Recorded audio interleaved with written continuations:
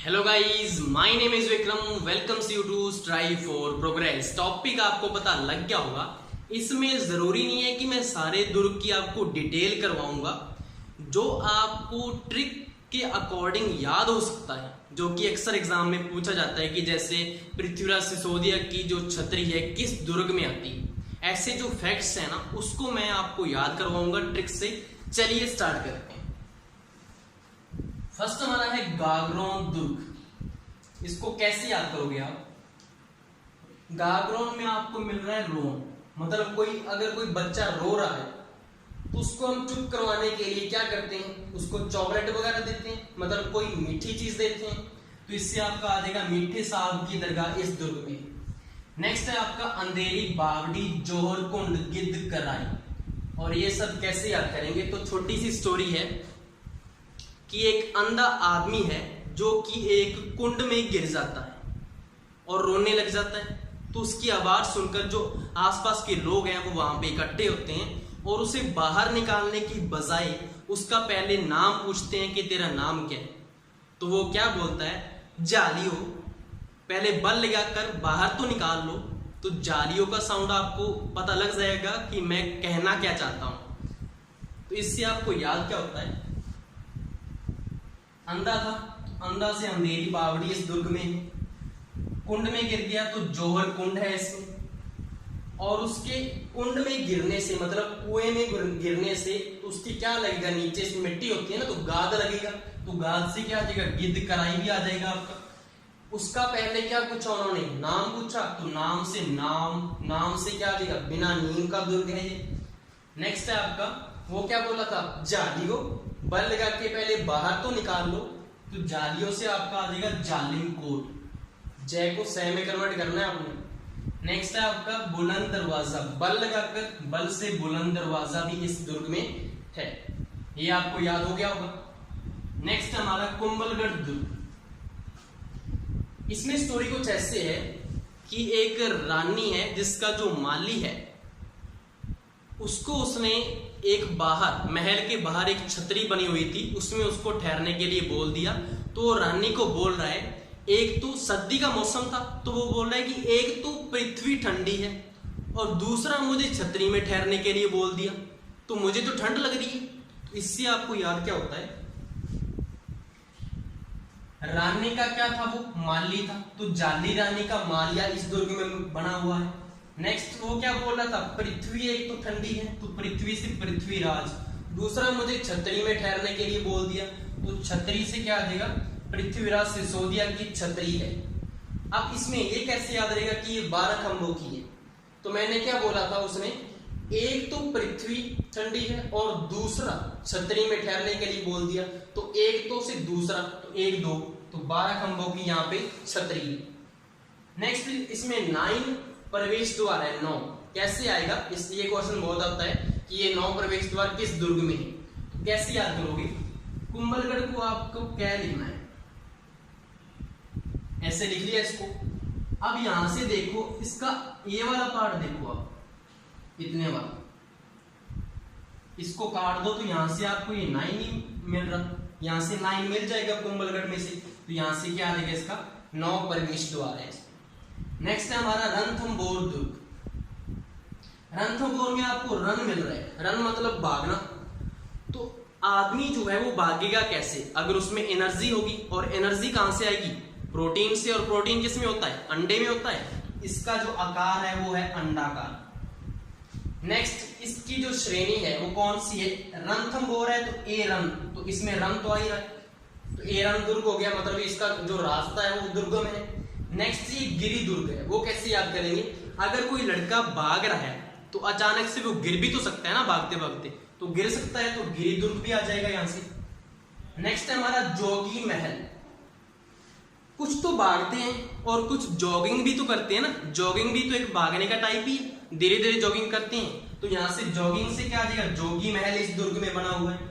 Next है सुपारी महल।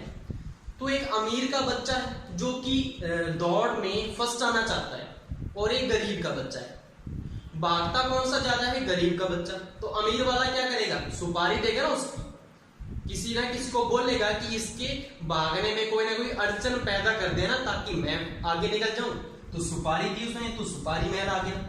Next है जोरा बोरा महल, जोर लगा के बाघ, तो जोर से क्या आ जाएगा, जोरा बोरा महल आ जाएगा। नेक्स्ट है त्रिनेत्र गणेश जी का मंदिर, इसमें है, कैसे याद करेंगे, यहाँ पे गण आ रहा है और यहाँ पे रन आ रहा है, दोनों का सेम सा साउंड मिलेगा आपको, तो त्रिनेत्र गणेश जी का मंदिर इस दुर्ग में बना हुआ है।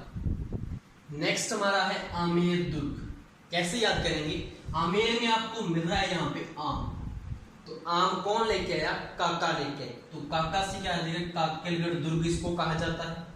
नेक्स्ट है दोलाराम का बाग, आम कहाँ पे लगे हुए थे, बाग में लगे थे, तो बाग से आपका आ जाएगा दोलाराम का बाग, इसमें बना हुआ है।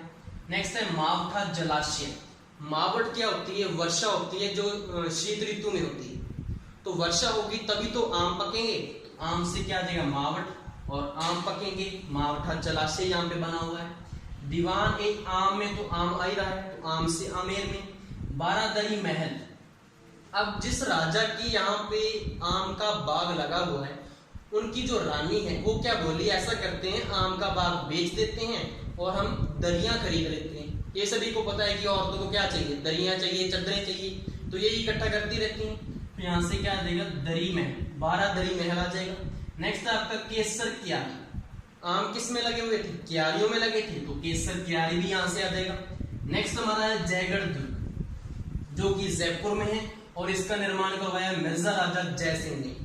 मिर्जा साहिबा की स्टोरी आपने सुनी होगी, तो जो मिर्जा साहिबा थे उन्होंने अपनी लाइफ में बहुत ही संकट झेला है। क्यों झेला है, क्योंकि जब वो एक साथ दोनों निकल गए तो उनके पास रोटियां पकाने के लिए जो चूल्हा होता है ना, वो भी नहीं था, चूल्हा भी नहीं था, तो इससे आपका क्या आ जाएगा, मिर्जा साहिबा की स्टोरी है, तो मिर्जा से मिर्जा राजा जय सिंह ने इसका क्या किया है, निर्माण किया। जय से तो जय सिंह आ ही जाएगा और मिर्जा आपको याद रहेगा। नेक्स्ट है जयगढ़ है, तो जयपुर में ही होगा, और उन्होंने संकट झेला था, तो संकट मोचन किला भी इसको कहा जाता है, और उनके पास क्या नहीं था, चूल्हा भी नहीं था रोटियां पकाने के लिए, तो चिल का टीला भी इस दुर्ग को कहा जाता है। और जय से क्या आ जाएगा, उनकी हमें जय जयकार करनी चाहिए कि इनके इतने संकट में दोनों का जो प्रेम था वो बढ़िया था, अच्छा रहा, तो यहाँ से क्या आ जाएगा, जय बान, तो जय जयकार करनी चाहिए। नेक्स्ट आपका शेरगढ़ 12, परवन नदी, जल दुर्ग, कोषवर्धन दुर्ग, कैसे याद करेंगे, शेरगढ़ में आपको मिल रहा है शेर, शेर कहाँ पे होता है, जंगलों में, और जंगलों को क्या कहते हैं, वन भी कहते हैं, तो वन से तो क्या आ जाएगा, परवन, परवन नदी के किनारे ये है। नेक्स्ट है आपका जल दुर्ग, जल दुर्ग की श्रेणी में आता है। अब अगर वहां पे जंगल है तो जानवर तो है ही वहां पे, तो पानी पीने के लिए भी होगा ना, वहां पे झील वगैरह भी होगी वनों के पास, तो क्या आ जाएगा, पानी से जल दुर्ग आ जाएगा।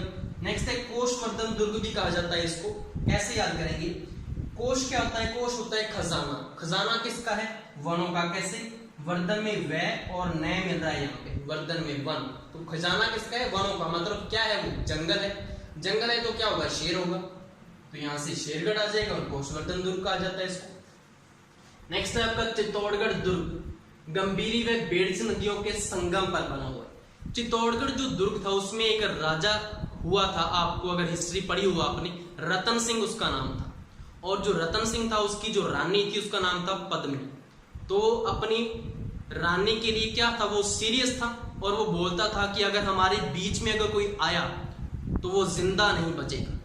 तो इससे आपको याद क्या होगा, रतन सिंह सीरियस था पद्मिनी के लिए, तो वो बोल रहा था कि हमारे बीच में कोई नहीं आना चाहिए, तो सीरियस को क्या बोलते हैं, गंभीर, तो गंभीरी नदी आ जाएगा, और बीच में नहीं आना चाहिए, बीच से आ जाएगा बेड़च, तो बेड़च नदियों के संगम पर है। रतन सिंह था तो रतनेश्वर तालाब यहाँ पे बना हुआ है, उसकी रानी का नाम था पद्मिनी, तो रानी पद्मिनी महल भी बना होगा, और इनकी जो सेनापति थी उनका नाम था गोरा एंड बादल, तो गोरा बादल यहाँ पे महल बना हुआ है। नेक्स्ट है आपका भरतपुर का किला, इसको कैसे याद करोगे, जो हमारा भारत है उसका जो लोहा है, उसकी जो गंगा नदी है, उसमें जो लक्ष्मण हुआ है, उसमें जो जवाहरलाल नेहरू हुआ है, और यहाँ के जो राजा और वजीर की जो कहानियां हैं वो पूरे विश्व में प्रसिद्ध है, सभी को पता है, प्रसिद्ध है ना, गंगा नदी प्रसिद्ध है, लक्ष्मण सभी को जानते हैं, और लोहा को हमारे भारत का सभी लोहा भी मानते हैं, इसको ऐसे भी याद कर सकते हो। तो भरतपुर का किला है उसको लोहागढ़ दुर्ग कहा जाता है। गंगा मंदिर इसमें बना हुआ है, लक्ष्मण मंदिर इसमें बना है, जवाहर बुर्ज भी इसमें है और वजीर की कोठी भी इसमें है। नेक्स्ट आपका लास्ट है शेरगढ़ धौलपुर। अब इसको कैसे याद करोगे? जो शेरशाह था वो एक धौली महिला मतलब गोरी जो थी, धोला कलर कैसा होता है? गोरा होता है। तो उसके हुस्न का दीवाना हो चुका था, तो उसने उसको प्रपोज किया, लेकिन जो महिला थी उसने उसको मना कर दिया और वहां से जाने लगी। तो जो शेरशाह था उसने उसका हाथ पकड़ा, तो महिला ने उधर से क्या लगा दिया? तमांचा लगा दिया। तो वो बोला, तेरे में ज्यादा अहंकार है क्या? मैं यहाँ का राजा हूं और तू मामूली औरत है, तू तो बिल्कुल ही कमली। तो वो बोली, तू मुझे क्या जानता है? मेरे पिता का नाम बाबर है, और बाबर का नाम सुनते ही जो शेरशाह था उसका बज गया घंटा और वो चुपचाप बैठ गया। तो इससे आपको याद क्या होता है? शेरशाह था, धौली महिला, धौली से धौलपुर याद रहेगा, धौली महिला के हुस्न का दीवाना था, तो सैयद हुस्न की इसमें दरगाह है। तो वो बोला था तेरे में ज्यादा अहंकार है क्या? तो हुनहुंकार तोप यहाँ पे रखी हुई है, तो महिला ने उसके तमांचा लगाया था। तो धौलपुर के जो सिक्के हैं उसको तमंचा शाही बोला जाता है। नेक्स्ट है, उसने बोला था तू तो कमली है, कमली से कमल बाग। तो उसने बोला था मेरे पिता का नाम बाबर है, तो उसका घंटा बजा था। तो जो कमल बाग है, धौलपुर के कमल बाग का जो वर्णन है वो बाबर ने अपनी आत्मकथा में किया है। तो इससे आपको ये याद रहेगा। और भारत का जो सबसे बड़ा घंटाघर है वो धौलपुर में है, तो इससे आपको ये याद रहेगा। आई होप सो आपको ये सारी जो डिटेल है ट्रिक्स से पसंद आई होगी। Thank you.